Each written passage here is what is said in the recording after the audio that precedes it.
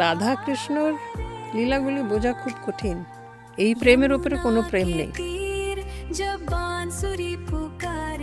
আমরা রাধার সম্বন্ধে খুব বেশি জানতে পারি না কেন? গোপনীয় ব্যাপার আছে, কিন্তু এটাও সত্য যে উনি নায়িকা শিরোমণি, উনি হচ্ছেন আহ্লাদিনী শক্তি। মহাপ্রভু মানে রাধা ভাবে তিনি এসেছেন। রাধারানী হচ্ছে গৌরাঙ্গী। রাধা ভাবটা ইজ দি আলটিমেট, মানে এর উপরে কিছু নেই। তার মানে কৃষ্ণেরও আশ্রয় রাধারানী। রাধারানীর হৃদয়ের মধ্যে কৃষ্ণ থাকে। রাধাকে একেবারে ছেড়ে চলে যাওয়ার দরকার কি ছিল? বিরহ ইজ মোর ইন্টেন্স। মেটেরিয়াল ওয়ার্ল্ডে বোঝা খুব কঠিন। তাহলে কি রাধারানীকে আমরা ভগবতী বলতে পারি? হ্যাঁ, উনি মহালক্ষ্মী। এই সমাজে থেকে, এই যুগে থেকে রাধারানীর কাছ থেকে আমাদের কি শেখার আছে বলে আপনার মনে হয়? How can I make my self the holder of love? আমরা তো ভয় পাই যখন কাউকে ভালোবাসি যে কতটা ভালোবাসবো। Radharani is teaching us to take the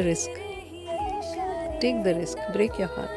শাস্ত্রে রাধার উল্লেখ সেরকম নেই, ভাগবতেও কিন্তু আমরা রাধার উল্লেখ পাচ্ছি না, এটা কেন? ইচ্ছা করে রাধারানীর নাম ওখানে বর্ণন করে, এটা আমি পড়েছি। The madhurya leela is the highest leela of Shrikrishna. তো সেটাকে কেন আমরা বেশি প্রচার করব না?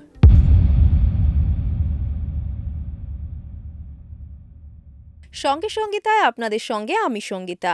আজকের এই পডকাস্টে আমাদের সঙ্গে রয়েছেন লেখক এবং গবেষক সুখবিন্দর সরকার। এই পডকাস্টে আমরা আলোচনা করেছি শ্রীকৃষ্ণ এবং রাধার লীলা নিয়ে। রাধা তত্ত্ব নিয়েও আলাদা করে আলোচনা হয়েছে। ভীষণ ইন্টারেস্টিং একটা পডকাস্ট, দেখতে পারেন।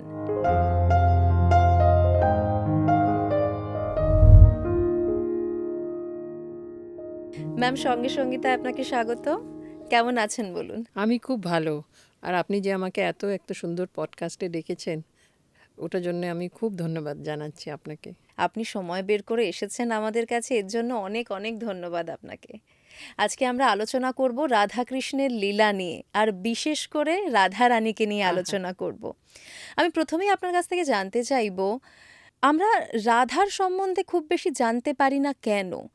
খুব কমই কিন্তু রাধাকে নিয়ে কথা হয়, এটা কেন?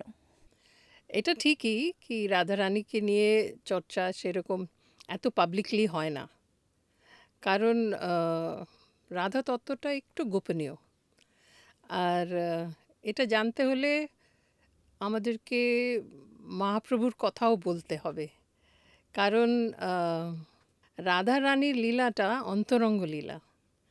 ইট is not for general public. কৃষ্ণকে নিয়ে তো সবাই কথা বলে, ইট ইজ মানে সবাই জানে, এত সব কিছু ওয়েদার আর্ট কালচার সব জায়গাতেই কৃষ্ণকে নিয়ে কত চর্চা, কিন্তু রাধারানীকে নিয়ে এত নেই। কিন্তু এটাও সত্য যে উনি নায়িকা শিরোমণি, মানে উনি সর্বোচ্চ শক্তি। হ্যাঁ, উনি হচ্ছেন আহ্লাদিনী শক্তি।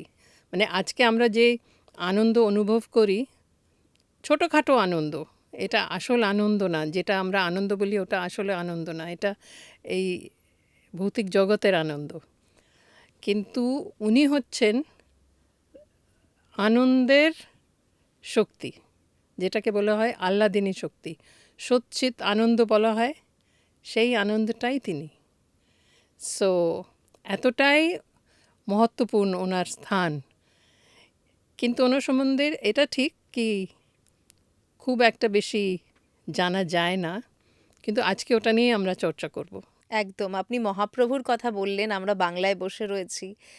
মহাপ্রভু মানে রাধা ভাবে তিনি এসেছেন, এটা নিয়ে যদি আমাদের একটু বলেন। সেই কি এটা খুব একটা মজার জিনিস যে শ্রীকৃষ্ণ এত সুন্দর লীলা করে গেলেন বৃন্দাবনে, আর ওই লীলাটা এত সম্পূর্ণ ছিল, তাহলে কেন উনি আবার এলেন, আর সেটাও নবদ্বীপে?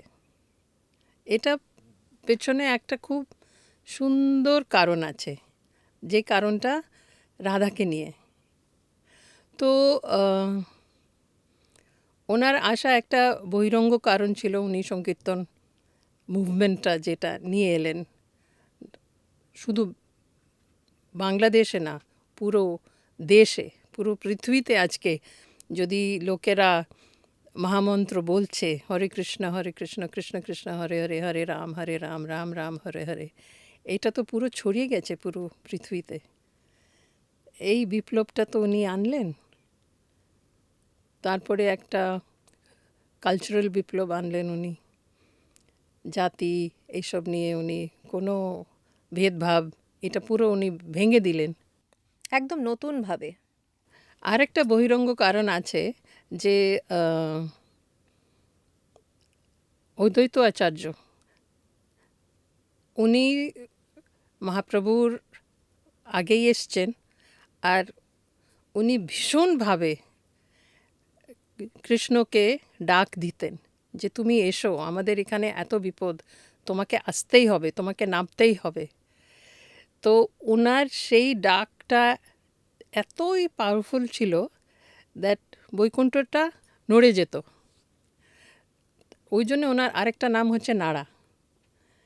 তো ওই ডাকের জন্যেও উনি এসেছেন, এতটাই পাওয়ারফুল ছিল। তো এটা হচ্ছে বহিরঙ্গ কারণ। অন্তরঙ্গ কারণটা খুব মজাদার। আচ্ছা, গৌড়ীয় বৈষ্ণব সিদ্ধান্তে দুটো শব্দ আছে, আশ্রয় আর বিষয়। কৃষ্ণ হচ্ছে বিষয়, দ্য সাবজেক্ট, মানে যাকে নিয়েই তো সব কিছু। সো রাধারানী, গোপীরা, যত ভক্ত আছে তারা কাকে ভালোবাসে? কৃষ্ণকে। সো কৃষ্ণ হচ্ছে ভক্তির বিষয়, আর রাধারানী, গোপীরা, যত ভক্ত আছে তারা হচ্ছে আশ্রয়। মানে আশ্রয় কাকে বলে? যেখানে কেউ এসে থাকে, একদম। তাই না? তো রাধারানীর হৃদয়ের মধ্যে কৃষ্ণ থাকে। তার মানে কৃষ্ণেরও আশ্রয় রাধারানী। এক্স্যাক্টলি, কি সুন্দর কথা না? তো কৃষ্ণ ঠাঁই পায় রাধারানীর হৃদয়ে। তো যখন কৃষ্ণ দেখতেন রাধারানীকে যে এত আমাকে ভালোবাসে, আর রাধা যেটা অনুভব করছে আমাকে যখন, আমার দিকে যখন তাকায়, ওর ওর চোখে আমি যেটা দেখতে পাই, সেটা এমনই একটা জিনিস যে আমি নিজেও বুঝতে পারছি না যে ও ও কী ফিলিং হচ্ছে ওর। তো মানে কৃষ্ণ হচ্ছে ব্রহ্মাণ্ডের পতি। ওনার মধ্যেও একটা প্রশ্ন আসছে, ওনার মধ্যেও একটা ইনকমপ্লিটনেস আসছে, যে হয়তো রাধারানী এমন একটা অনুভব করছে যেটা আমিও পাচ্ছি না, ও একটা আনন্দ পাচ্ছে যেটা আমিও পাচ্ছি না। সো ওনার মধ্যে একটা, মানে এটা ভাবতেও কীরম লাগে যে উনি অল ইন অল, হ্যাঁ, ব্রহ্মণ। ওনার মধ্যে একটা ইচ্ছা জাগ্রত হলো যে আমিও জানতে চাই যে রাধারানীর ফিলিংটা কী। তো আর নিশ্চয়ই যখন রাধা আমাদিকে তাকায়, আমি বুঝতে পারি যে আমি খুব মিষ্টি একটা জিনিস, কিন্তু আমার মিষ্টত্ব আমি নিজে ভোগ করতে পারছি না, কারণ আমি তো বিষয়, আর বিষয়ে অ্যাজ বিষয় আমি তো আশ্রয় হতে পারছি না। তো এরম একটা কনফ্লিক্ট তৈরি হলো। হ্যাঁ। সো তখন উনি বললেন ঠিক আছে, এইটাকে এক্সপিরিয়েন্স করার জন্যে আমাকে আশ্রয় হতে হবে, আমাকে রাধারানী হতে হবে, আমি রাধারানী হতে চাই। এই ইচ্ছাটা জাগলো। তখন উনি বললেন যে কলিযুগে আমি রাধা হয়ে আসব। সেইটা হচ্ছে মহাপ্রভুর কলিযুগে নবদ্বীপে অবতরণের কারণ। এটা অন্তরঙ্গ কারণ। কিন্তু পুরো রাধা হয়ে তো এলেন না, রাধা ভাব নিয়ে কৃষ্ণই এলেন। হ্যাঁ, রাধার কমপ্লেক্সন নিয়ে এলেন। গৌরাঙ্গ। হ্যাঁ হ্যাঁ, গৌরাঙ্গ। রাধারানী হচ্ছে গৌরাঙ্গী, ওনার তপ্ত কাঞ্চন গৌরাঙ্গী উনি। তো সেই জন্যই বলা হয় যে উনি রাধা কৃষ্ণর মিশ্রিত। মানে কতটাই পাওয়ারফুল মহাপ্রভুর অবতরণ যে রাধা কৃষ্ণ একই একই বডিতে উনি এলেন নবদ্বীপে, আর জাস্ট 500 বছর, হ্যাঁ, মানে এত রিসেন্ট। আর আমরা যারা এই সৌভাগ্য পেয়েছি যে আমরা যারা নবদ্বীপ যেতে পারি আর এইসব জায়গাগুলো দেখতে পাই, ইট ইজ রিয়েলি ফর্চুনেট। আর বৈষ্ণবরা বৃন্দাবন ও নবদ্বীপের ভেদ করে না, কারণ দুটোই একই রস। তো আমি যখন নবদ্বীপে যাই, ওই জায়গায় যখন আমি হাঁটি, তখন যখন আমি ভাবি যে এই জায়গাটাতেই লীলা হয়েছিল, এই জায়গাটাতেই মহাপ্রভু এসেছিলেন ওনার সব পারিষদকে নিয়ে। আর যখনই কৃষ্ণ আসেন, ওনার সব পারিষদকে নিয়ে উনি কখনো একা আসেন না, সবাইকে নিয়ে আসেন। সো যখন মহাপ্রভু হয়েও এসেছিলেন, সবাইকে নিয়ে এসেছিলেন। এভরিবডি ওয়াজ দেয়ার, সচি মাতা, এভরিবডি ওয়াজ দেয়ার। তো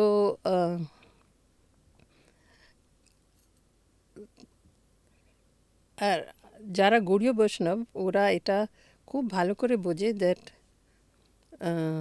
রাধাকৃষ্ণর জগতের প্রবেশ করতে গিয়ে মহাপ্রভুকে আগে বুঝতে হবে, না বুঝলে পুরোটা ফিল করা যাবে না। এন্ট্রি পাবেন না। কারণ বৃন্দাবন হচ্ছে খুব অ্যাডভান্স তত্ত্ব, খুব গূঢ় তত্ত্ব, আর ওটাকে সহজ করে দিয়েছেন একদম মহাপ্রভু। আর ওই যে মন্ত্রটা দিয়ে দিলেন, মহামন্ত্রটা, ওটাতে তো উনি সবাইকে বিতরণ করে দিলেন এই মধুটা। তো আর কলিযুগে তো মানুষরা সেই রকম না ধ্যান করতে পারে, না সেরকম ভক্তি করতে পারে, না মন্ত্র জপ করতে পারে। তো কলিতে সব থেকে ইজি প্রসেস যেটা হচ্ছে সেটা হচ্ছে নাম, যেটা উনি দিয়ে গেলেন, নাম সংকীর্তন। নাম সংকীর্তন। তো নাম তো সবাই করতে পারে, ওটা না কোনো টাইম আছে না কোনো জায়গা আছে, যে কোনো জায়গা করা যেতে পারে, যে কোনো সময় করা যেতে পারে, এতটাই সহজ করে গেছেন। আর এত বড় রেভলিউশন ভক্তি মুভমেন্টে উনি আনলেন। He was the first revolutionary of India. আর যেটা ফার্স্ট সিভিল ডিসোবিডিয়েন্স মুভমেন্ট মহাপ্রভুই করেছিলেন। কাজী। হ্যাঁ, ওটা ওই লীলাটা তো খুবই অদ্ভুত। তো আর নিত্যানন্দ প্রভু, এত সবাই এসেছিলেন প্রেম বিতরণ করার জন্যে। তো যখন নবদ্বীপ লীলা বোঝা যায়, তখন তো উনি সন্ন্যাস নিয়ে পুরী চলে গেলেন, যেখানে ওনার পুরোপুরি রাধাভাব প্রকট হলো। আর ওনার ওই যে বিরহ যেটা উনি এক্সপিরিয়েন্স করলেন, রাধারানী যে বিরহ এক্সপিরিয়েন্স করেছিলেন, সেটাও একটা ঋণ ছিল ওনার কৃষ্ণের উপরে। তো ছেড়ে চলে গিয়েছিলেন। তো সেটা উনি এই জন্মে এসে ফিল করলেন। হ্যাঁ, ওই ঋণটা কমপ্লিট করতে উনি এলেন, রাধারানীর ঋণ, যে তুমি আমার জন্য যেরকম কেঁদেছ, আমিও সেরকমই কাঁদবো তোমার জন্যে। তো সেই রাধা হয়ে উনি ওটাকে ফুল এক্সপিরিয়েন্স করলেন। তো রাধা ভাবটা ইজ দি আলটিমেট, মানে এর উপরে কিছু নেই, এই প্রেমের উপরে কোনো প্রেম নেই। তো রাধারানী একমাত্র ছিলেন যেনার মধ্যে ভাবের পরাকাষ্ঠা, যেটা মহাভাব, ওটা উনি এক্সপিরিয়েন্স করতেন। তো এখন যদি আমরা বৃন্দাবনের দিকে যাই, বৃন্দাবনে সবার একটা রিলেশনশিপ আছে কৃষ্ণর সঙ্গে। কেউ সখা, কেউ তাকে বাৎসল্য প্রেম, সন্তানের মতো হ্যাঁ, ভালোবাসে। সন্তানের মতো ভালোবাসে, আর কেউ প্রেমী হিসাবে। এই রকম রস নিয়ে সবার একটা পার্সোনাল রিলেশনশিপ আছে কৃষ্ণর সঙ্গে। সো বৃন্দাবন একটা একটা স্থান যেটাকে বলা হয় ওটা মায়ার মধ্যে পড়ে না, প্রকৃতির মধ্যে পড়ে না। এখান মায়ার কোনো নিয়ম কানুন বৃন্দাবনের চলে না।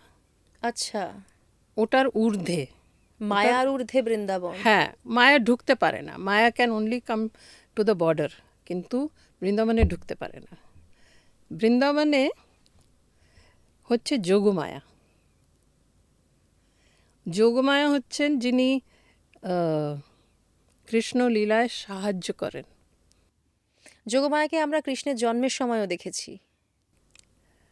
হ্যাঁ, তো যোগমায়া হচ্ছেন যিনি পুরোপুরি রাধাকৃষ্ণর এই লীলাটাকে সাপোর্ট করেন।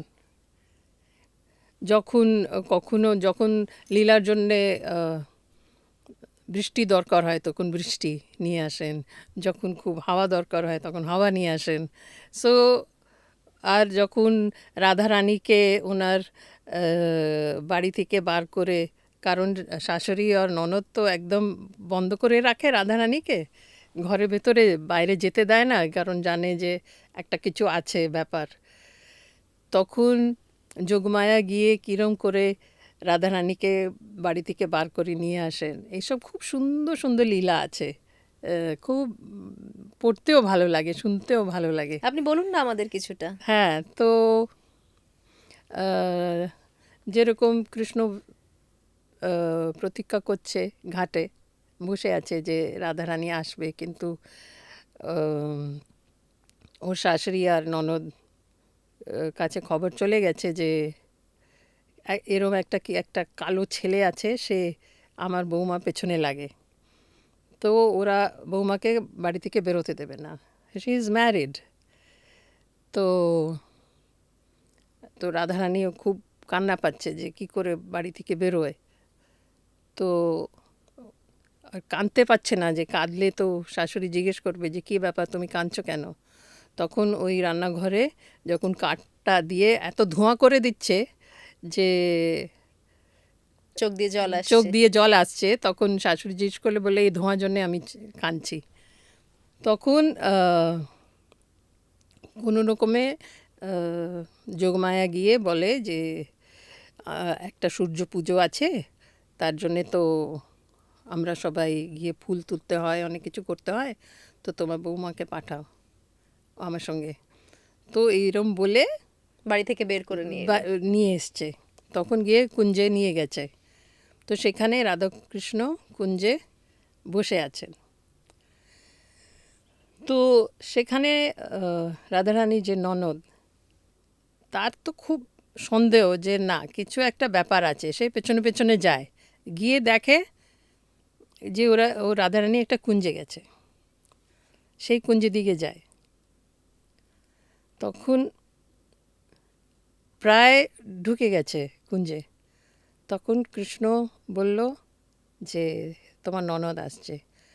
ঝট করে কৃষ্ণ হয়ে গেলেন কালী, আর রাধারানী কালীর পুজো করছে। তো যখন ননদ এসছে, সে ওর স্বামীকেও নিয়ে এসছে, রাধারানীর যে স্বামী তাকে নিয়ে এসছে। দেখো আমি বলছি যে তোমার বউ কিছু একটা গণ্ডগোল আছে।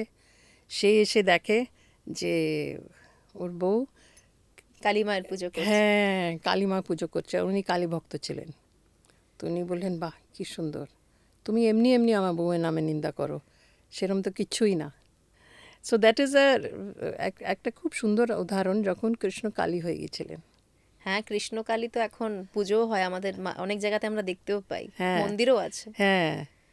তো এর পেছনে নিশ্চয়ই এত বড় রহস্য কিছু আছে যে কৃষ্ণ কালী হয়ে গেলেন। তো এরকম অনেক সুন্দর সুন্দর ঘটনা আছে। আরেকটা আছে যখন ওরা সব যত গোপীরা ছিল, ওরা তো গোয়ালিন ছিল, ওরা মাখন বানিয়ে ঘি বানিয়ে মথুরাতে বিক্রি করতে যেত। তো নদী পার, যমুনা পার হয়ে যেতে হতো।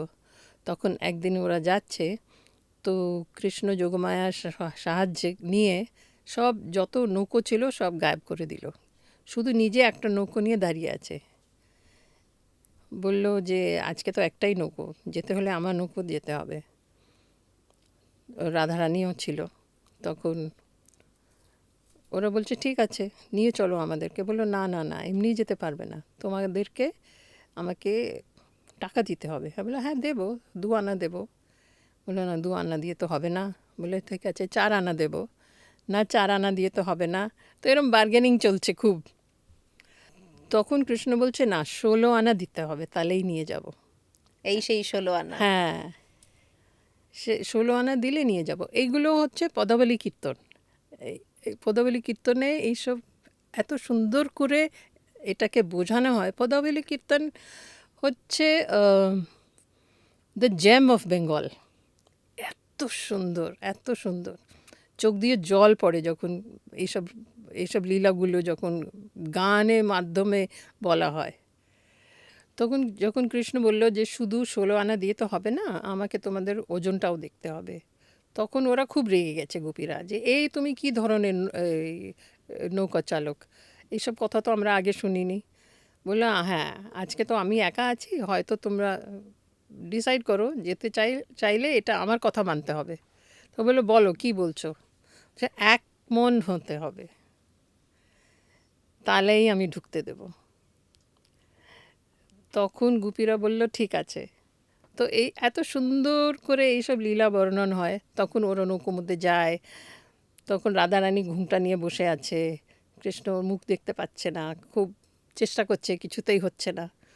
তখন যোগমায়াকে বলে, যোগমায়া এমন একটা হাওয়া করে দিল যে ওর পুরো ঘুমটা উড়ে গেল। তারপরে এমন একটা করলো যে নৌকোটাই ডুবে গেল, সবাই জলের মধ্যে। তখন গিয়ে রাধাকে ধরলো কৃষ্ণ, আর তখন জল কেলি হলো। সো এই ধরনের সব সুন্দর সুন্দর লীলা আছে। তো সে যেখানে যোগমায়ার অনেক কন্ট্রিবিউশন আছে। সব জায়গায় হেল্প করেছেন উনি হ্যাঁ কৃষ্ণকে। হ্যাঁ। আর তাছাড়া গোপীরাও কাত্যায়নী দেবী পুজো করতেন। ওনারা 1 মাস খুব কঠিন তপস্যা করেছিলেন কাত্যায়নী দেবীর। কিসের জন্যে? কি কৃষ্ণকে প্রতিরূপে পাই। সবার একটাই দাবি ছিল। হ্যাঁ, এত হাজার হাজার গোপীরা 1 মাস একটা কঠিন তপস্যা করেছিল। যার ওই তপস্যা যখন কমপ্লিট হলো, তখন কৃষ্ণ বরদান দিল যে ঠিক আছে সবার ইচ্ছা পূর্ণ হবে, সবাইকে আমি একটা রাসলীলা করব যেখানে সবাই আমাকে প্রতিরূপে পাবে। So that is the place, reason for the raslila. তো তো বৃন্দাবনে আরেকটা খুব একটা অপূর্ব জিনিস আছে যেটা আর কোথাও নেই, সেটা হচ্ছে পরকীয়া রস। ওটা তো রসের জায়গা। দিস হোল থিং, রাধাকৃষ্ণ পুরো মহাপ্রভু সব রস নিয়ে ব্যাপারটা। তো পরকীয়া রস হচ্ছে যে ইলিসিট লাভ, যেটাকে বলে দ্যাট, মানে ওরা তো সবাই বিবাহিত ছিল না, গোপীরাও তো সবার বিয়ে করেছে, সবার পতি ছিল, শ্বশুর শাশুড়ি ছিল, সন্তান ছিল, তাও ওরা কৃষ্ণকে ভালোবাসত।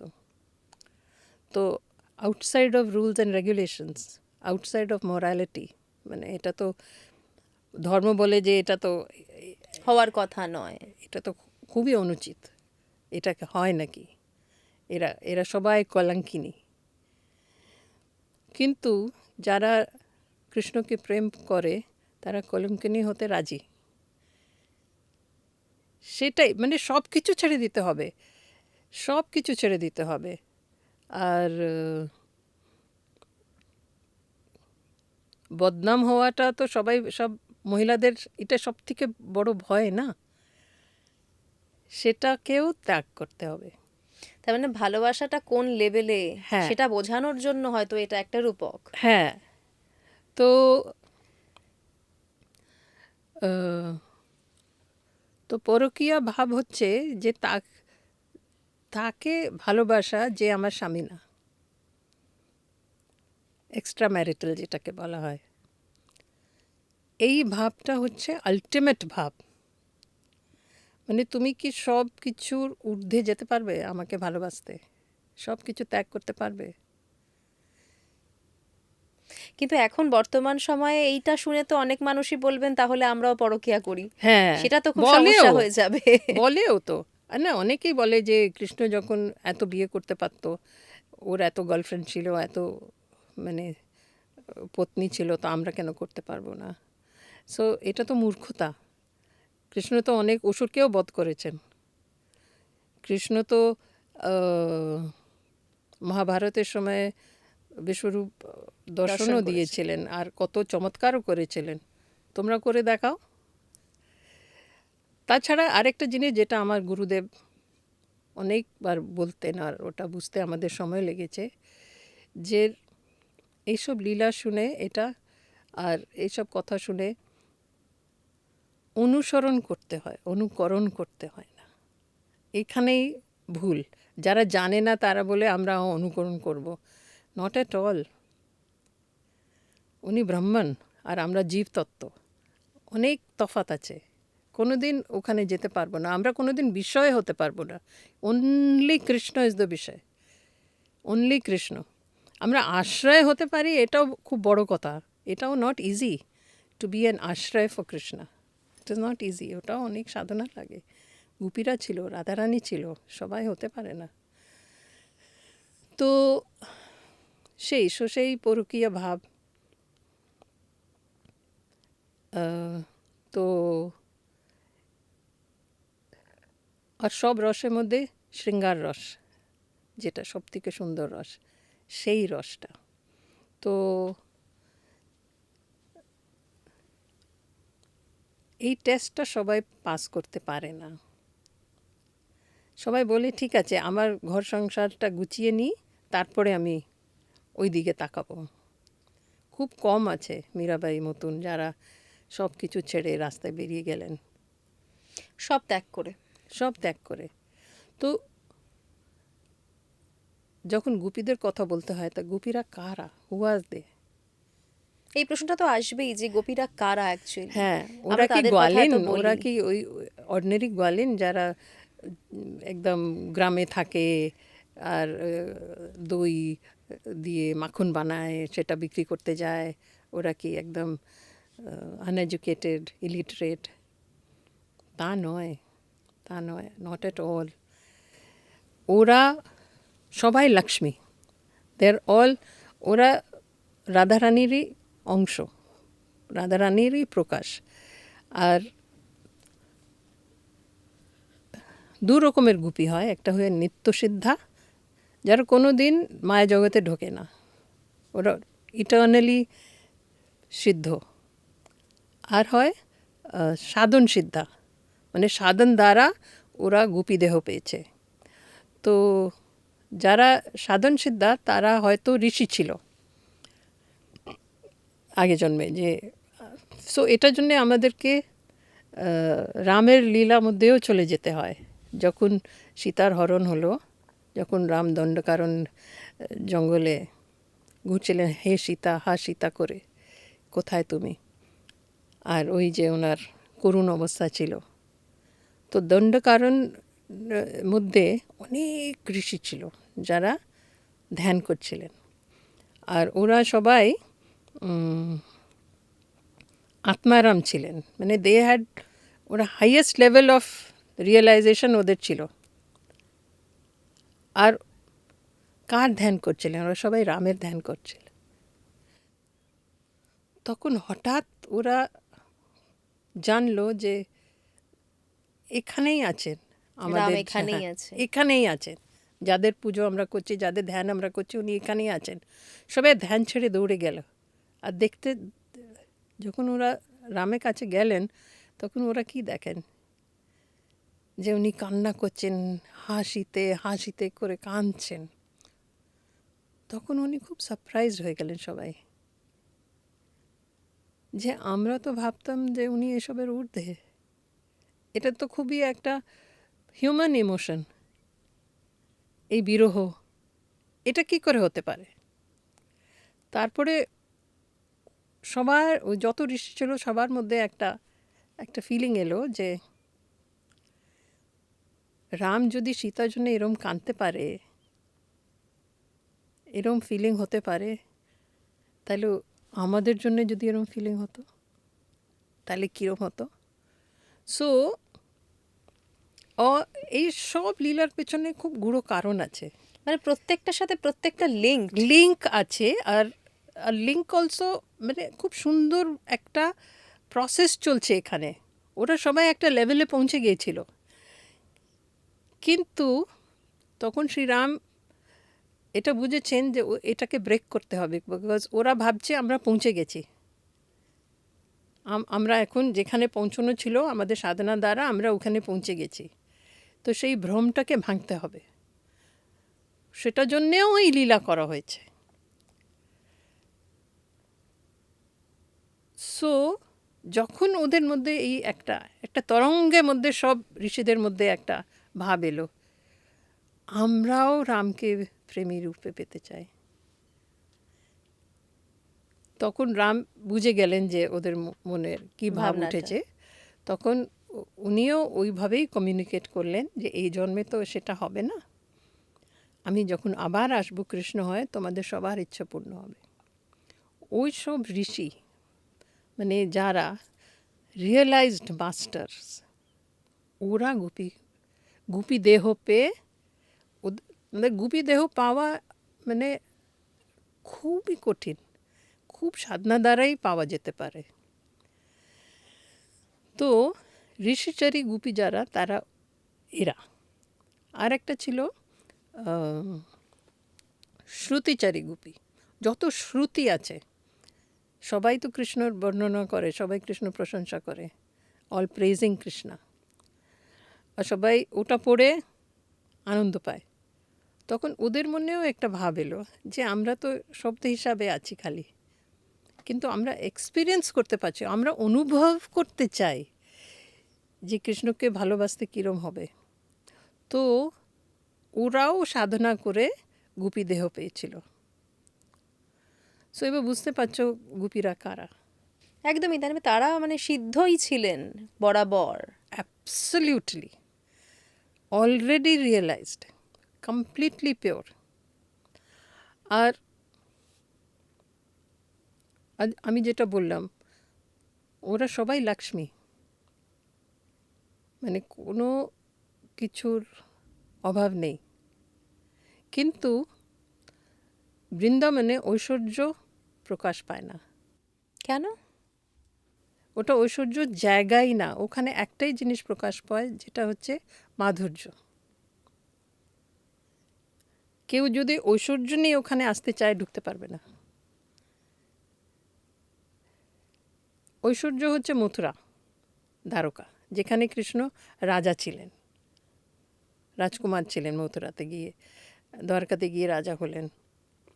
ওইটা হচ্ছে ঐশ্বর্যের জায়গা, যেখানে উনি ভগবান। হ্যাঁ, তো লোকেরা এরম করবে। বৃন্দাবনে কেউ এরম করে না কৃষ্ণকে।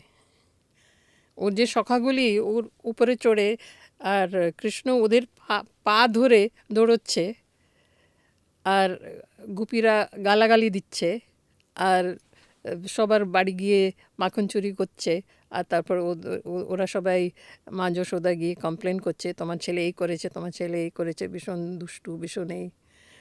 সো ওখানে কেউ কৃষ্ণকে ভগবান রূপে দেখে না। কৃষ্ণ সবার বাড়ির ছেলে। হ্যাঁ, তো ওইটাই রিলেশনশিপ। সেখানে শুদ্ধ মাধুর্য। একটা খুব ফানি ইনসিডেন্টও আছে যে একবার কৃষ্ণ গোপীদেরকে, ওরা ওখানে ছিল, তো ও গিয়ে ওখানে চার ভুজা নারায়ণ হয়ে দাঁড়িয়ে পড়ল। তো গোপীরা দেখে বলল আরে নারায়ণ এসছেন, উনি প্রণাম টনাম মানে পুরো রেসপেক্ট দিয়ে। আর তারপর জিজ্ঞেস করছে আচ্ছা আপনি দেখেছেন কৃষ্ণ কোন দিকে গেল, আমরা খুঁজছি। তো পুরো ইফেক্টটাই চলে গেল। নারায়ণ হয়ে ওদেরকে ইমপ্রেস করতে চেয়েছিল। তখন রাধারানী এলো, যেই রাধারানী এলো চারটে হাত দুটো হাত হয়ে গেল। কারণ রাধারানীর সামনে ওই কোনো ওই কিছু শক্তি কাজ চলবে না এক্সট্রা। চলবেই না, পুরো এক্সপোজ হয়ে গেল। তো ওখানে ওই রকম প্রেমটা। তার মানে এখানে বোঝা যাচ্ছে যে কৃষ্ণও কিন্তু রাধারানীকে ভালোই ভয় পেতেন। ভয় পেতেন, ভয় পেতেন না, মানে উনি কমপ্লিটলি ডিভোটেড। মানে কিভাবে রাধারানীর সেবা করা যায়, যখন গোপীরা রাধারানীর পায়ে আলতা পরাতেন তখন উনি গিয়ে বলতেন, এই আমাকে পড়াতে দাও না প্লিজ। তখন ও বললো, না না তুমি কি করে পড়াবে, এটা আমাদের কাজ। তখন বলছে, না না না আমি আলতা পড়াতে চাই। তখন ওরা রাধারানীর দিকে তাকাতেন যে কি করবো, উনি বলে ঠিক আছে পড়াতে দাও। তখন উনি আলতা পড়াতে গিয়ে যেই চরণে হাত দিলেন, এমন কান্না বেরোলো, এমন কান্না যে সব হাত থেকে পড়ে গেল। মানে এত এত বেশি ওভারওয়েলমড হয়ে গেলেন যে খুব, মানে রাধা কৃষ্ণর লীলাগুলি বোঝা খুব কঠিন। কিন্তু একটা খুব ইন্টারেস্টিং জিনিস হয়, আমি যেটা বললাম এটা খুবই অন্তরঙ্গ লীলা, এটার মধ্যে সবাই ঢুকতে পারে না। আর আমরাও যারা ভক্ত, আমরাও যেটা সিদ্ধান্তটা হচ্ছে যে গোপীর যে দাসী, তার দাসী তার দাসী তার দাসীকে ধরে আমাদেরকে শিখতে হয় কিভাবে সেবা করতে হয়। ডাইরেক্ট আমরা যেতে পারবো না। আমি যদি মনে করি যে আমি ডাইরেক্ট গিয়ে রাধাকৃষ্ণের সেবা করব, তা হয় না। আমাদেরকে কারোর আনুগত্যে যেতে হবে। মানে এখানেও একটা হায়ারার্কি রয়েছে। হ্যাঁ, ওই জন্য গুরুদেবের খুব দরকার, নাহলে ভুলভাল হয়ে যায়। গুরুদেব হচ্ছেন যিনি ঠিক ঠিক করে বুঝিয়ে দেবেন কিভাবে, একটা ট্রেনিং দরকার। ওই জন্যে নবদ্বীপ হচ্ছে দ্য প্রসেস।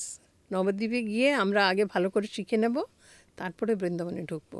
ডাইরেক্ট ঢোকা যায় না। তার মানে বৃন্দাবনে ডাইরেক্ট গেলে সবসময় সেই ফলটা আমরা পাবো না। ফলটা তো পাবোই না, উল্টো বিপদ ঘটতে পারে আমাদের সাধনাতে, কারণ আমরা ভুল সিদ্ধান্ত নিয়ে যেতে পারি। তো ওই জন্যে এইসব জিনিস অনেক পড়াশোনা করতে হয়, অনেক বৈষ্ণবদের সেবা করে ওদের থ্রু দিয়ে যেতে হয়, এটাই হচ্ছে প্রসেস।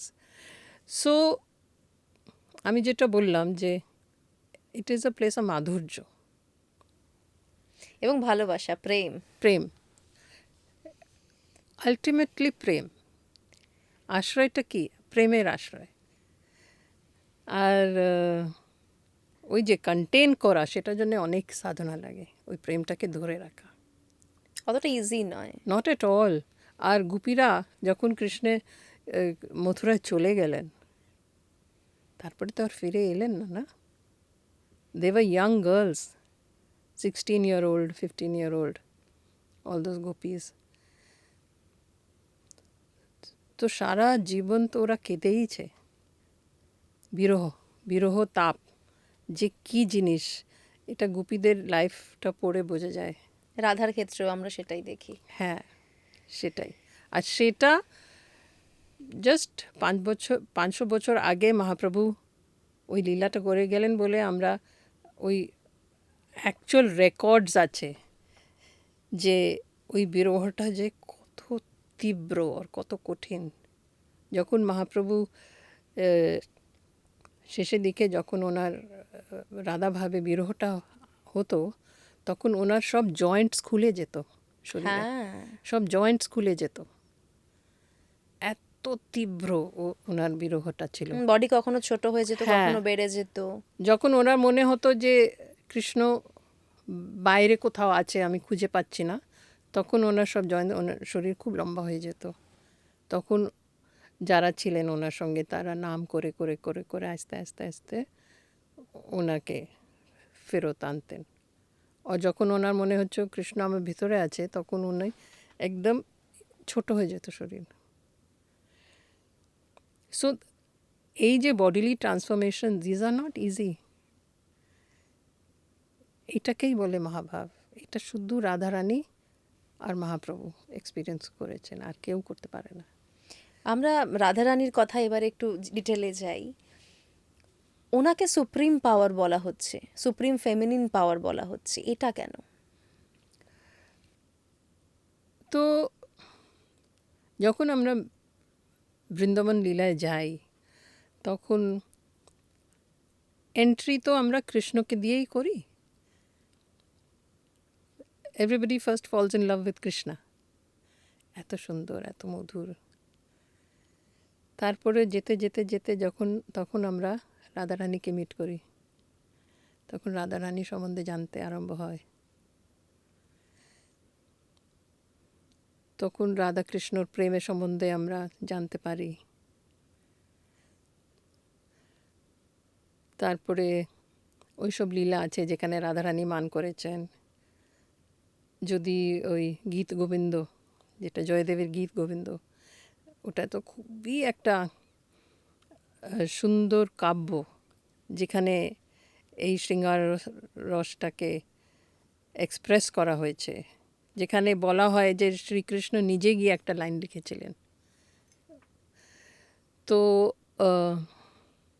যখন রাধারানী মান করেন তখন কৃষ্ণের যে অবস্থা হয়, কৃষ্ণের বিরহ, তখন যে রাধারানী কিছুতেই আসতে দেবে না। বৃন্দাবনে অনেক ক্যাম্পস আছে, অপোজিশন ক্যাম্প, রাধারানী ক্যাম্প আর একটা অপোজিশন ক্যাম্প আছে। তো যখন রাধাকে বলেন আমি রাত 12টায় তোমার কুঞ্জে আসবো, তো সেখানে ওনাকে আরেকটা ক্যাম্পের মেয়েরা কিডন্যাপ করে নিয়ে যায় ওনার ক্যাম্পে। তো সে ওখানে সারা রাত উনি কাটান। তারপরে ভোর 4টার সময় যখন ওনার মনে পড়ে এই রে আমি তো রাধারানীকে কথা দিয়েছিলাম, তখন দৌড়ে দৌড়ে দৌড়ে উনি রাধারানীর কাছে আসেন। তা রাধারানী তো আর ঢুকতে দেবে না, যে অনেক হয়েছে, তুমি কোথা যাও, আমি সব, আমার কাছে সব খবর আছে। উনি না না না, আমি খুব বিপদে পড়ে গিয়েছিলাম, এ হয়েছিল সে হয়েছিল। তখন বলবো তাই নাকি? তো সে দেখে আচ্ছা তাই জন্যে তুমি এই শাড়িটা পরে আছো। তো তাড়াহুড়োতে সে যার কুঞ্জে ছিল তার শাড়ি পরে চলে এসছে। সো তখন তো আর মানে প্রমাণ হয়ে গেল। সো ওরা তখন রাধারানী খুব মান করতেন, আর কৃষ্ণ নো এন্ট্রি, তো কৃষ্ণের বিরহ। তারপরে কিভাবে মানভঙ্গ হতো, কিভাবে ওদের মিলন হতো। তো তো একটা জিনিস তখন একটা ফ্লিপ এসে যায় ওই ন্যারেটিভে, যে কাহিনীটা চলছে, হঠাৎ দেখা যায় যে রাধারানীর স্থান কৃষ্ণের ওপর চলে যাচ্ছে। এটা কি করে হয়? মানে এটা বোঝা ভক্তের জন্যে, we live in a patriarchal world also, না? একদম, তো হ্যাঁ, পুরুষতান্ত্রিক সমাজে থাকি আমরা, হ্যাঁ, মেনে নেওয়া কঠিন তো। সেই যে রাধারানীর স্থান কৃষ্ণের উপর হতে পারে কি? যখন জয়দেব লিখছিলেন কবিতাটা গীতগোবিন্দ, ওখানেই তো ওনার কলমটা থেমে গিয়েছিল না? যখন উনি লিখতে লিখতে একটা লাইন এলো যে কৃষ্ণ রাধারানীর পা ওনার মাথায় রেখে ক্ষমা চাইছেন। উনি লিখতে পারলেন না ওটা, যে এটা হতে পারে না। কৃষ্ণ কি করে কার যে কই হোক, রাধারানী হোক, ওনার পা নিজের মাথার উপর কী করে রাখতে পারে? তো কলমটা রেখে চলে গিয়েছিলেন নদীতে চান করতে, এসে দেখেন লেখা হয়ে গেছে। সো একটা জায়গায় এসে যায় যেখানে অনলি রাধা এক্সিস্টস, আর কেউ নেই। কিন্তু এই এই এই জায়গাটা যারা খুব সাধক তারা এই জায়গাটাতে পৌঁছতে পারেন।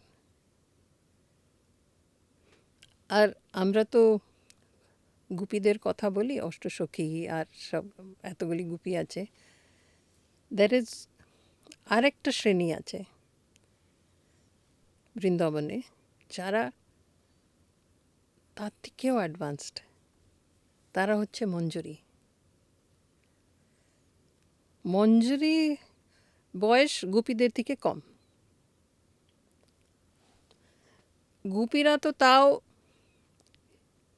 তাদের মধ্যেও ইচ্ছা আছে যে কৃষ্ণের সঙ্গে সুখভোগ করা, কিন্তু মঞ্জুরি একেবারে নেই।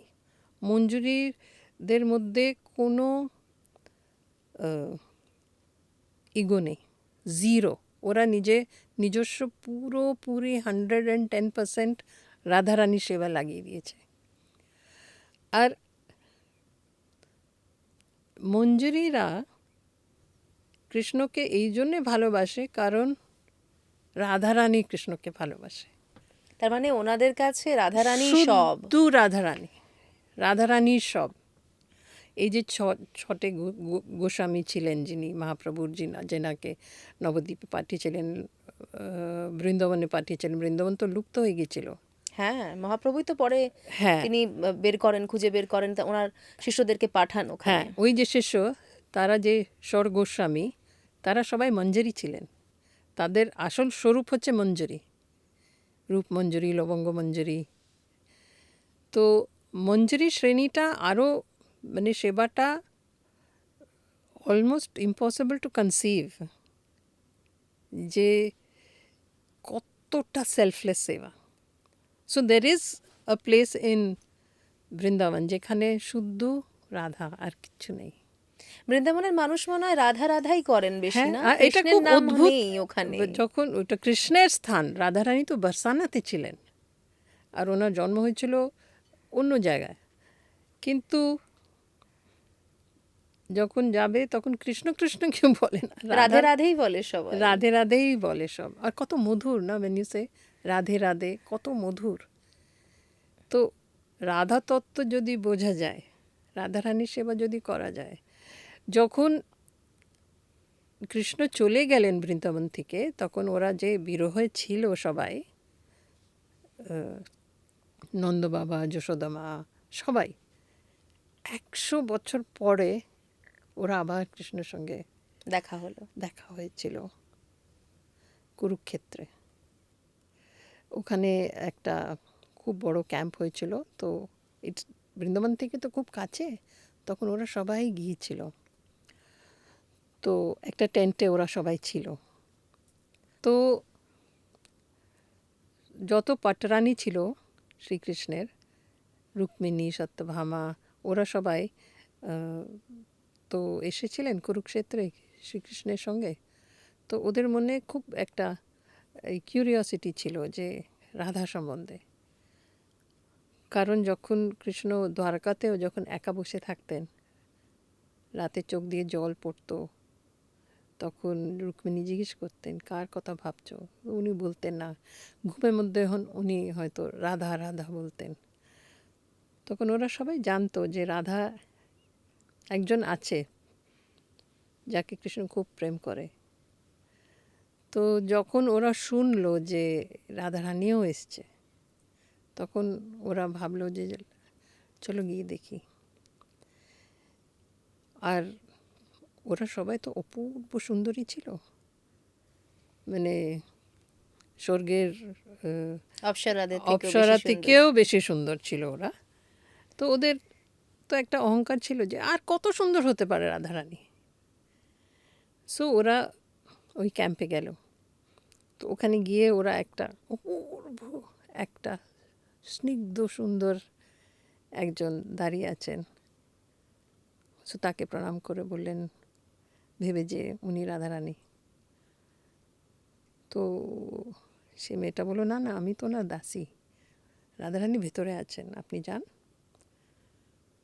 তো এত সুন্দর, মানে ওই মেয়েটা এত সুন্দর ছিল যে ওকে দেখে ভেতরে যত দোষ আছে সব শেষ হয়ে যায় অটোমেটিকলি।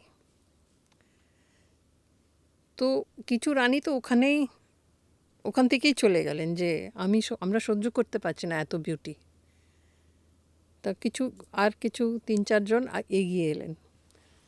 তারপরে একজনকে দেখে অপূর্ব সুন্দর, তাকে প্রণাম করলেন যে আমার প্রণাম স্বীকার করেন রাধারানী। আমি রাধারানী না, আমি তো ওনার দাসী, উনি ভেতরে আছেন। সে উনি এত সুন্দর ছিলেন যে শুধু দোষগুলো শেষ হয়ে যায়নি, ভালো ভালো গুণ প্রস্ফুটিত হয়ে উঠলো ওদের মধ্যে, just to look at that Gopi. তখন কিছু রানীরা বলল, এর বেশি তো আমরা সহ্যই করতে পারছি না, ওদের শরীর কাঁপছে যে এত সুন্দর। মানে সৌন্দর্যটাকে দেখতে গিয়েও একটা ক্যাপাসিটি লাগে, ওখানে গিয়ে ওরা বুঝলো। তো বলা হয় যে লাস্টে শুধু রুক্মিণী একাই গিয়েছিলেন ভেতরে। আর গিয়ে দেখেন রাধারানী ভেতরে বসে আছেন, আর হাজার হাজার গোপী চতুর্দিকে রাধারানীর, আর এক একটা মানে সুন্দরী। আর রাধারানীকে দেখে তো উনি অজ্ঞান হয়ে গিয়েছিলেন। তখন যখন উনি সম্বিত ফিরে পেলেন, তো রুক্মিণী শ্রীকৃষ্ণের একটুও বিরহ টলারেট করতে পারতেন না, উনি এত ভালোবাসতেন শ্রীকৃষ্ণকে। কিন্তু উনি যখন রাধারানীকে দেখলেন, তখন উনি শ্রীকৃষ্ণকে ভুলে গেলেন। উনি প্রার্থনা করলেন রাধারানীকে, তোমার চরণে আমার ঠাঁই দাও, আমি যেন তোমার সেবা করতে পারি, আমি এই জায়গা ছেড়ে যেতে চাই না। তখন রাধারানী রুক্মিণীকে উঠিয়ে একদম গলায় আদর করে বললেন যে না না, আমার যে সবথেকে প্রেশাস আমানত, সেটা তো এখন তোমার কাছে আছে, তোমার তো অনেক দায়িত্ব আছে, তুমি শ্রীকৃষ্ণেরকে ভালো করে দেখাশোনা করো, যখন সময় হবে আমি তোমাকে ডেকে নেব। সো এই যে বিউটিফুল একটা স্টোরি। তো একবার যে রাধারানীকে দেখে নেয়, সে সব ভুলে যায়। একটা প্রশ্ন হতে পারে যে বিরহ কেন? বিরহ ছাড়া কি এই লীলা হতে পারতো না? মানে এই প্রশ্ন তো আসবেই যে রাধাকে একেবারে ছেড়ে চলে যাওয়ার দরকার কি ছিল? সেই যেরকম বিষ্ণুপ্রিয়া মহাপ্রভু যখন চলে গেলেন, বিষ্ণুপ্রিয়া তো খুব ইয়াং ছিল, সে তো আর ফিরে আসেনি। ফিরে এলেও উনি বললেন যে সবাই আমার সঙ্গে দেখা করতে আসতে পারে, কিন্তু বিষ্ণুপ্রিয়া যেন না আসে।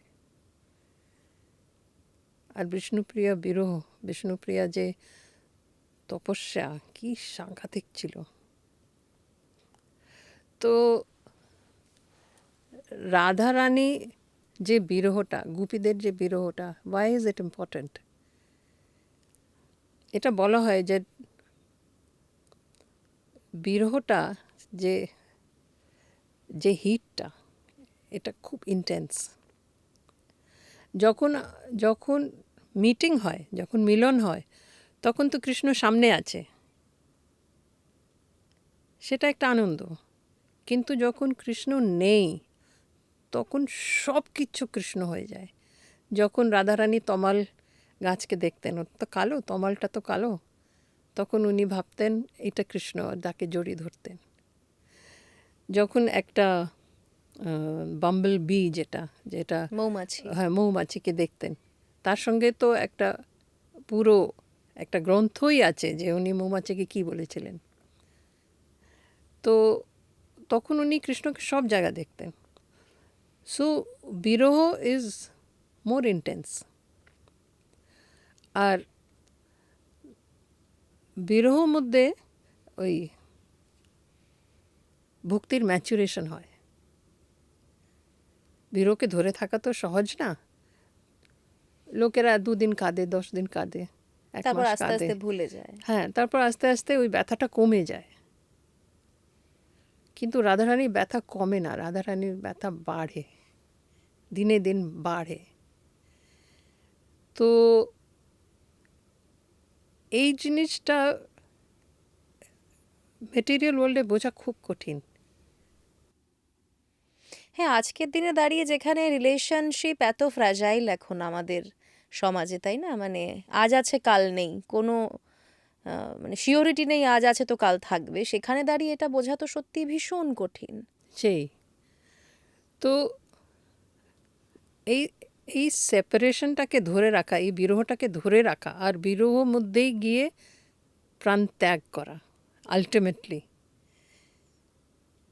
এই এই সাধনাটা সবার জন্যে না। সবাই সুখ সুখ চায়, মানে সুখ in the sense happy ending, কিন্তু এখানে হ্যাপি এন্ডিং বলে কিছু নেই।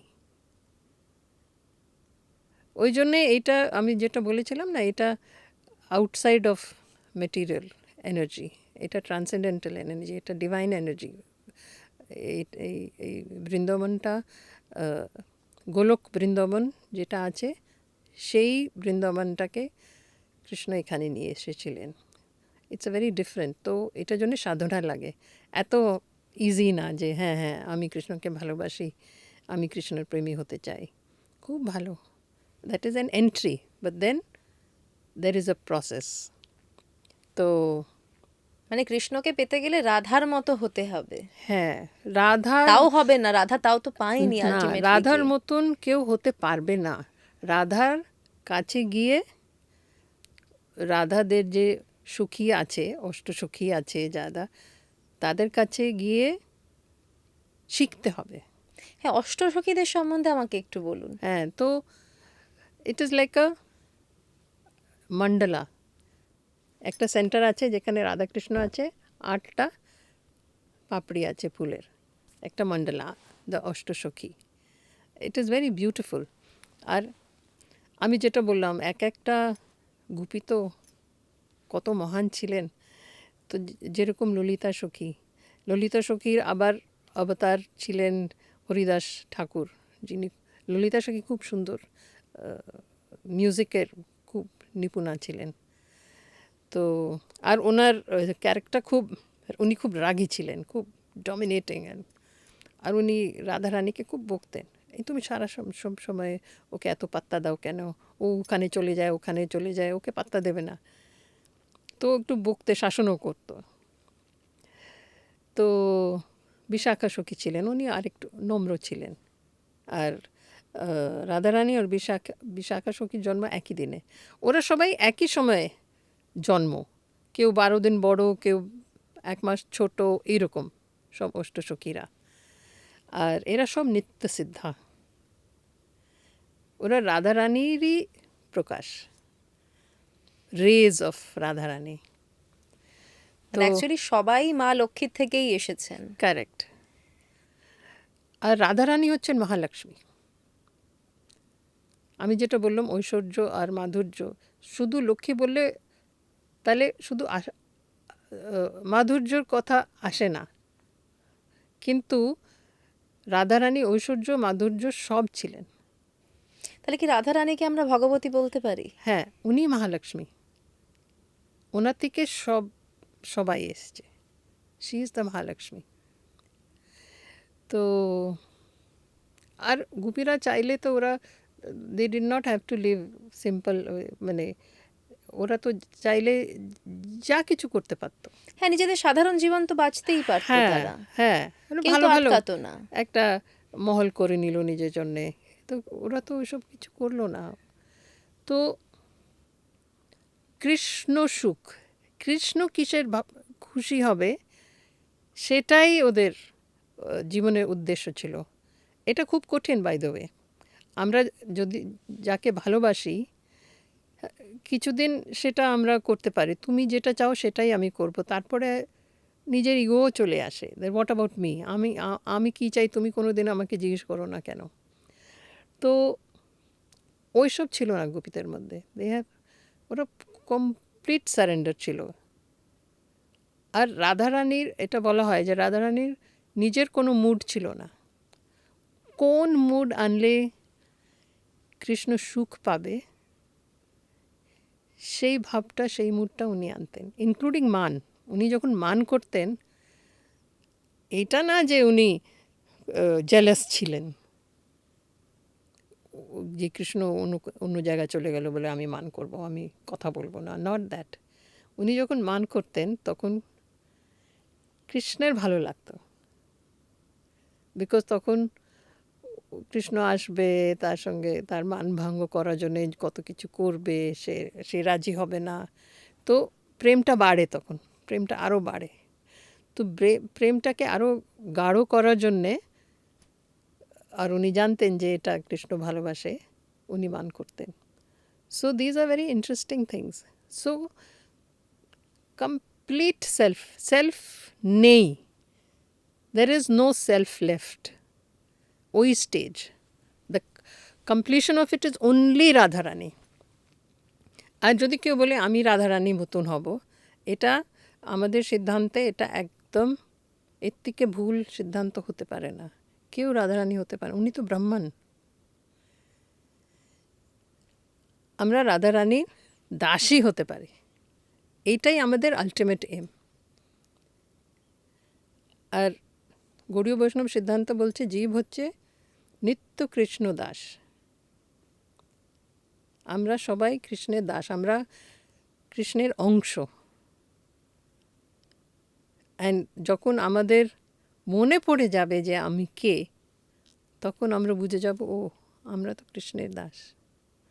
আর তখন আমরা সেই স্বরূপটা, নিজের স্বরূপ খোঁজার জন্যে সাধনা করতে করতে করতে করতে আমরা ওই লীলার মধ্যে প্রবেশ করে যাব।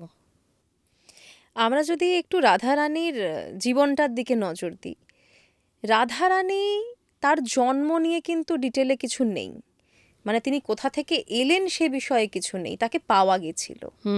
এটা যদি একটু বলেন আমাদের। হ্যাঁ, এটাই শাস্ত্রতে এটাই লেখা আছে যে কীর্তিদা সুন্দরী আর বিশ্বভানু একটা খুব সুন্দর একটা কন্যাকে পদ্ম ফুলের উপরে শুয়ে আছে খুঁজে পেয়েছিলেন, মানে একদম সূর্যের মতন ব্রাইট। তখন সেই কন্যাটাকে ওনারা বাড়ি নিয়ে এলেন, কিন্তু সেই কন্যার চোখ খুলতো না, এত সুন্দর, কিন্তু ওরা ভাবতো যে আরে ওর চোখ নেই, অন্ধ। তো যাই হোক, ওরা একটা উৎসব করলো কন্যার জন্যে।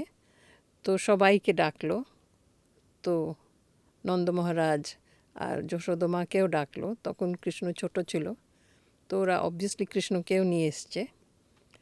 তখন ওই বেবি রাধা শুয়ে আছে ঘরে, আর কৃষ্ণ হামাগুড়ি দিয়ে গেল, আর এরম করে যখন তাকালো, তখন রাধা চোখ খুলেছে। মানে প্রথম কৃষ্ণকেই দেখলেন উনি। কৃষ্ণকে না দেখলে আমি চোখই খুলব না, এত প্রেম। তো রাধা কৃষ্ণ তো এক, অলওয়েজ ইন্টারটুয়াইন্ড, কিন্তু নিজেকে অনুভব করার জন্য ওরা দুজন হয়ে গেছিল। মানে দুটো সত্তা আমরা দেখতে পাই, কিন্তু আসলে দুটো সত্তা নয়, একটাই সত্তা, দুটো দেহ। হ্যাঁ, দুটো মিলেই ব্রাহ্মণ। আমরা রাধারানীর কথা উঠলেই বর্ষানার কথা শুনতে পাই। বর্ষানা উনি ছিলেন, এটা আমরা জানি। তাহলে কৃষ্ণের সাথে তার দেখা হতো কিভাবে? হ্যাঁ, এটা খুব ইন্টারেস্টিং প্রশ্ন। বারসানাতে যারা গেছে তারা জানে যে ওখানে একটা খুব সুন্দর মহল আছে। রাধারানীর বাবা তো রাজা ছিলেন, আর একটা পাহাড়ের উপরে একটা খুব সুন্দর একটা রাজপ্রাসাদ। তো উনি ওখানে থাকতেন, আর কৃষ্ণ থাকতো অনেক দূরে। তো রাধারানীকে অভিসারিকাও বলা হয়। নায়িকার একটা রূপ হচ্ছে অভিসারিকা। তো উনি রাতে, গভীর রাতে, যদি পূর্ণিমা হতো তাহলে উনি সাদা বস্ত্র ধরে জঙ্গলের মধ্যে দিয়ে দেখা করতে যেতেন কৃষ্ণর সঙ্গে। আর যদি অমাবস্যা রাত হতো তাহলে কালো কাপড় পরে উনি যেতেন দেখা করতে। আর এটাও আমি তো পড়েছি যে খুব গ্রীষ্মকাল, আর তারপরে তো উনি জানেন এরপরে বৃষ্টি আসবে, তখন জঙ্গলটা একদম কাদা হয়ে যাবে। তখন ওনার মহলের মধ্যে উনি জল ছড়িয়ে ছড়িয়ে ওর মধ্যে হাঁটা প্র্যাকটিস করতেন, যে যখন বৃষ্টি হবে তখন আমি জঙ্গলের মধ্যে কি করে যাব, জলের মধ্যে দিয়ে। তো ওটা উনি প্র্যাকটিস করতেন, আর তখন উনি যেতেন। জঙ্গলের মধ্যে দিয়ে দেখা করতে। মানে এইগুলো এইগুলো এত কঠিন তপস্যা ওনার, কিন্তু প্রেম এমনই জিনিস যে কোনো বাধা মানে না, টাইম স্পেস অবস্ট্রাকশন কিচ্ছু মানে না, সব ভেঙে যেটা চলে যায় সেটাই প্রেম। তো সেটাই রাধারানী দেখিয়েছিল।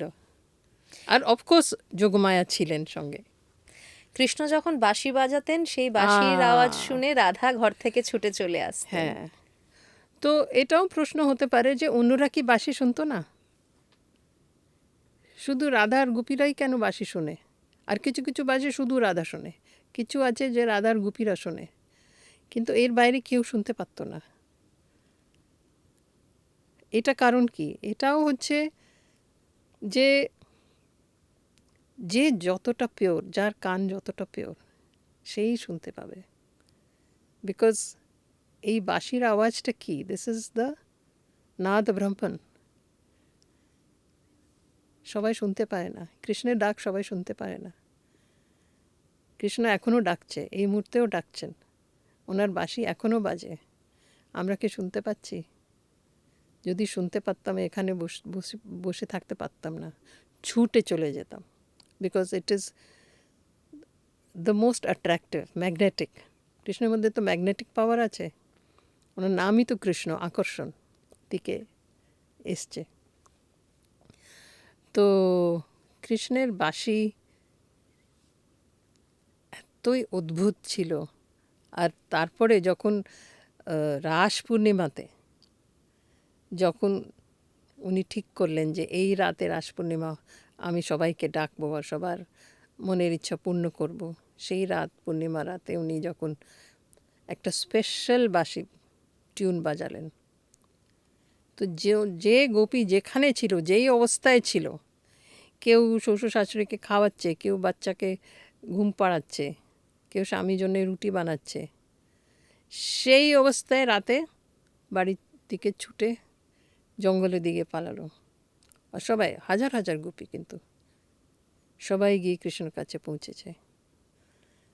তখন কৃষ্ণ ওদেরকে বলছে যে এখন তো মাঝরাত, তোমরা তো সবাই খুব ভালো ভালো বাড়ির মহিলারা এরম করে পরপুরুষের সঙ্গে দেখা করতে এসছো, এটা কি ঠিক? তো খুব ফর্মাল হিসাবে ওদের সঙ্গে কথা বলছে। আর ওরা দেখছে এরম করে যে ওর কি হলো, ওই তো ডেকেছে আমাদেরকে, তুমি তো বাঁশি বাজালে, তুমি তো ডাকলে, আমাদের তো কোনো উপায় নেই, আমরা এখন এসে গেছি বাড়ি ছেড়ে। না না না, তোমরা চলে যাও, ফেরত চলে যাও, এটা ঠিক না।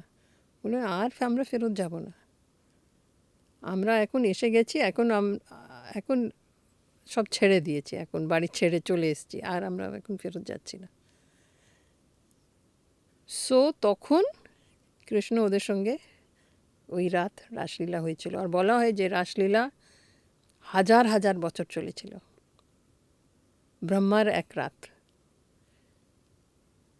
আর যত প্ল্যানেটস আছে, যত সব ব্রহ্মাণ্ডের আছে, সব দেবী দেবতারা এসে উপর থেকে ওরা এটাকে উইটনেস করেছিল। এটা এত ইউনিক জিনিস ছিল। আর মাঝখানে রাধাকৃষ্ণ আর সার্কেলস অফ গোপিস।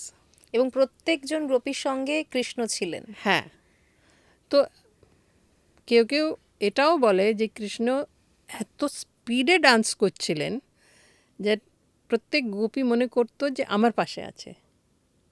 মানে এত স্পিডে উনি প্রত্যেক গোপীর পাশ দিয়ে ডান্স করছিলেন, কিন্তু প্রত্যেক গোপীর মনের ইচ্ছা পূর্ণ হয়েছিল সে রাতে।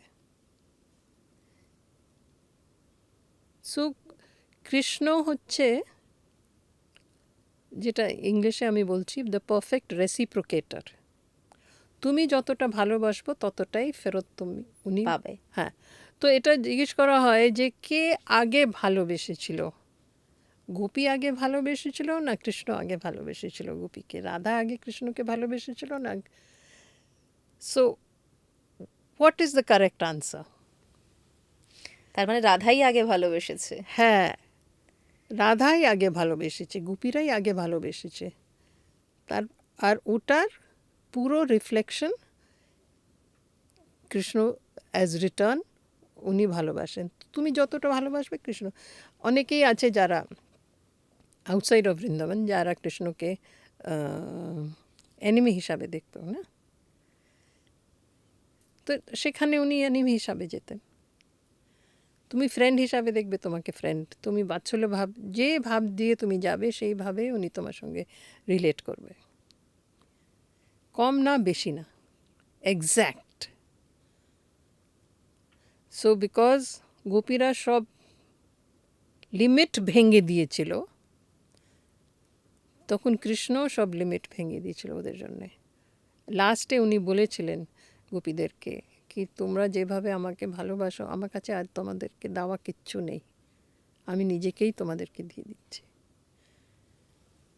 সো এই হচ্ছে গোপী আর কৃষ্ণের প্রেম কাহিনী। রাধার কথা যদি আমরা বলি, মানে এখানেও কোথাও না কোথাও যখন আমরা কথা বলছি, বলতে বলতে রাধা রানীর কথা যখন আসছে, তার থেকে কিন্তু ঘুরে ফিরে কৃষ্ণের কথাই বেশি আসছে।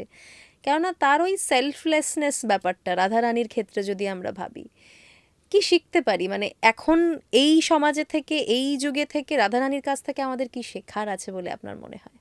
অনেক কিছু শেখা আছে। রাধারানী, যেটা বললাম, রাধারানী হচ্ছেন আশ্রয়, আশ্রয় তত্ত্ব।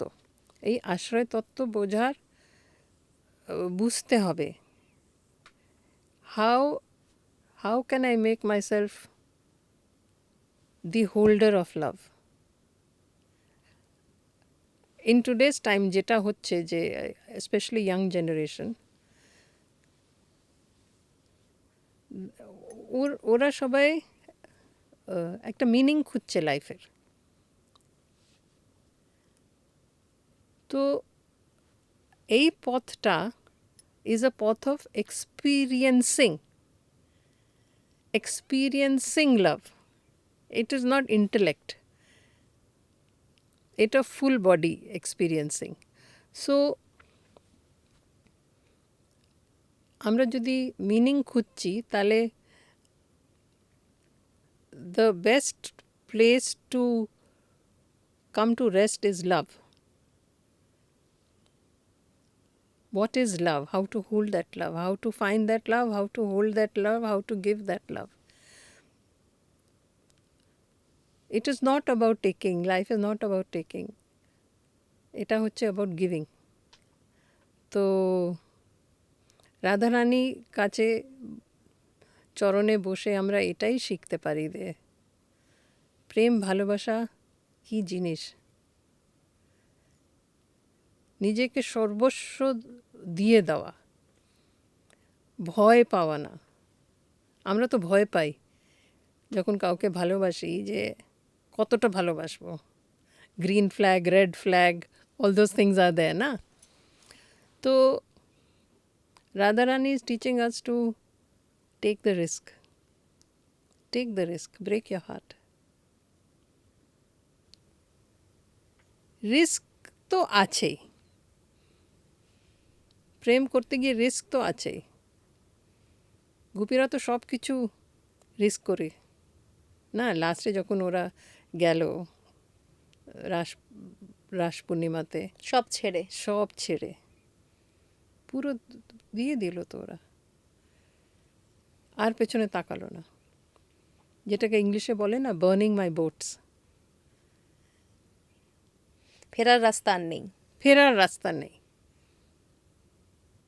কিন্তু তার বদলে যেটা পাবে সেটা এত বড় জিনিস। সেটাই হচ্ছে the goal of human life, the goal of human existence. আমরা কি করতে এসেছি? এত জন্ম ঘুরছি, গোল গোল গোল গোল ঘুরছি, আবার মরছি, আবার জন্ম নিচ্ছি, ওই গুন্ডির মধ্যে থেকে বেরোতে পারছি না। কিন্তু তাও আমরা খুঁজছি যে আমার বাড়ি কোথায়, আসল বাড়ি কোথায়, কোথা থেকে এসেছি, হ্যাঁ, কোথায় গিয়ে আমি শান্তি পাব। তো সেই রাস্তা তো উনি দেখাচ্ছেন আমাদেরকে, চলে এসো। আর ওটার জন্যে তো মহাপ্রভু এলেন। তো ঠাকুর তো কতভাবে আমাদেরকে রাস্তা দেখাতে চায়, কিন্তু আমরা যদি না দেখতে চাই তাহলে তো কিছু করার নেই। এই যে ফেমিনাইন এনার্জির কথা আমরা বলছি রাধার থেকে, এবং আমরা কোথাও না কোথাও খানিকটা ওমেন এম্পাওয়ারমেন্টের ব্যাপারটাও কিন্তু দেখতে পাই রাধার থেকে, তাই নয় কি? অ্যাবসলিউটলি। যদি দেখা যায় যে একটা হায়ারার্কি তো আছেই, সাক্ষ্য, বাৎসল্য, মাধুর্য। আর বাৎসল্যের মধ্যে যশোদার মার কথা তো অনেক কিছুই বলা হয় না, মানে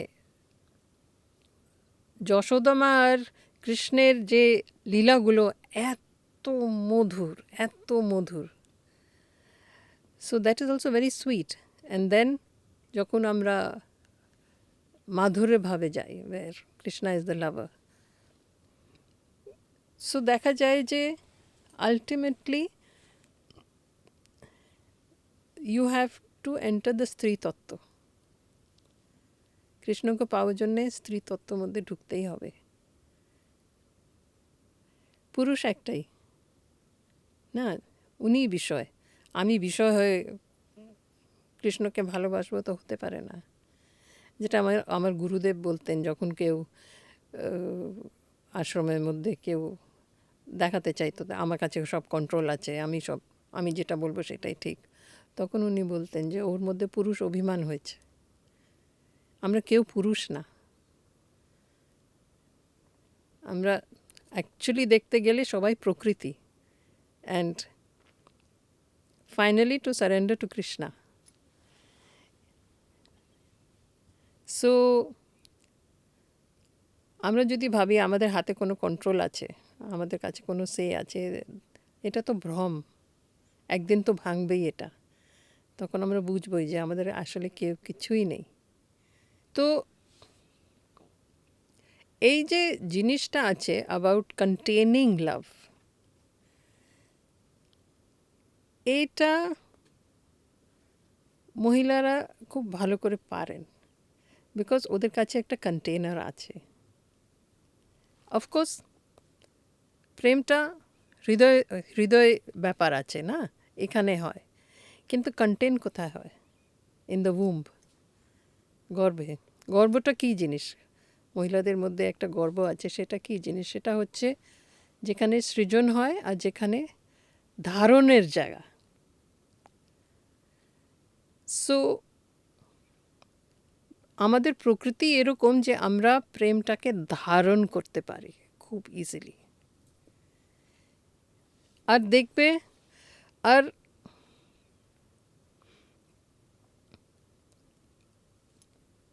এই যে যে ফেমিনাইন যেটা, সেটা তো শক্তি। উই আর অল দ্য শক্তি। তো পাওয়ার, ফেমিনাইন প্রিন্সিপাল হচ্ছে পাওয়ার, ম্যাসকুলাইন প্রিন্সিপাল কি হচ্ছে? লাভ। এটা শুনে অনেকে অবাক হয়ে যায়, শুনে মনে হয় উল্টো। উল্টো না, কিন্তু দেখবে যে আমরা যখন স্কুল কলেজে পড়তাম, আমরা রোম্যান্টিক বুকস পড়তে খুব ভালোবাসতাম না? উই আর অলওয়েজ চেজিং লাভ।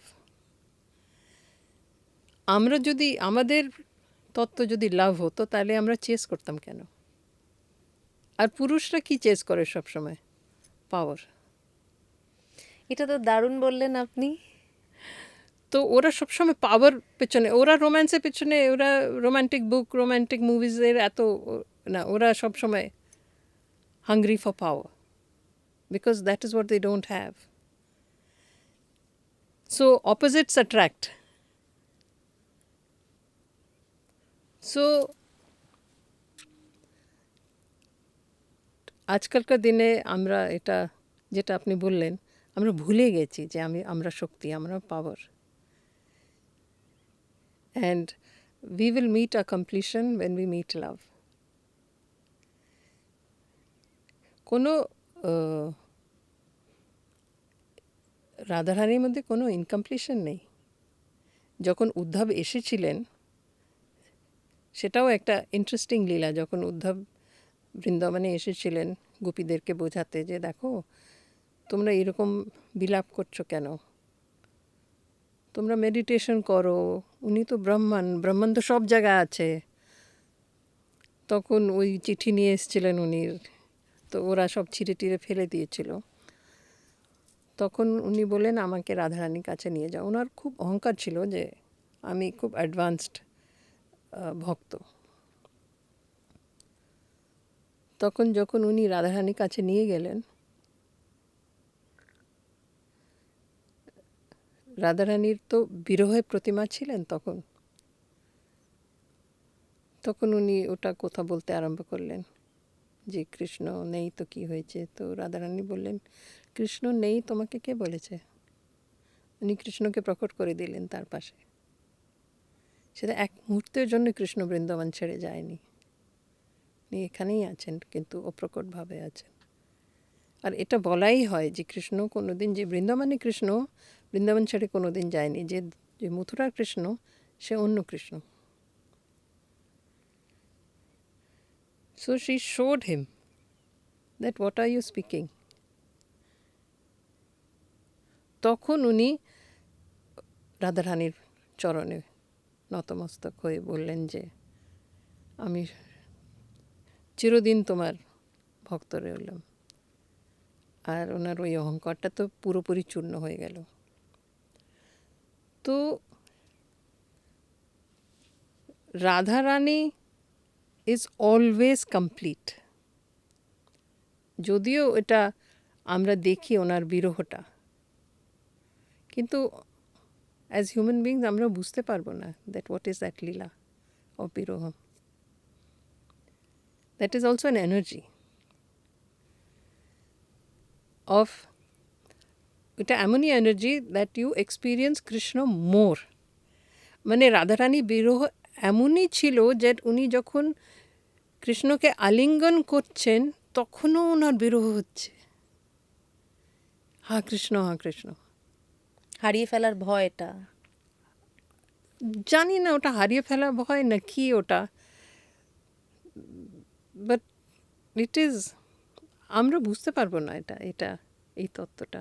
আর একটু আমাদেরকে সাধনা করতে হবে টু আন্ডারস্ট্যান্ড বিরহটা কি।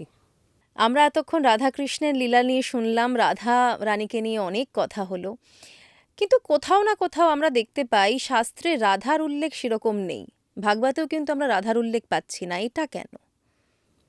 হ্যাঁ সেটা ঠিক যে ভাগবতে রাধা শব্দটা উল্লেখ করা নেই, কিন্তু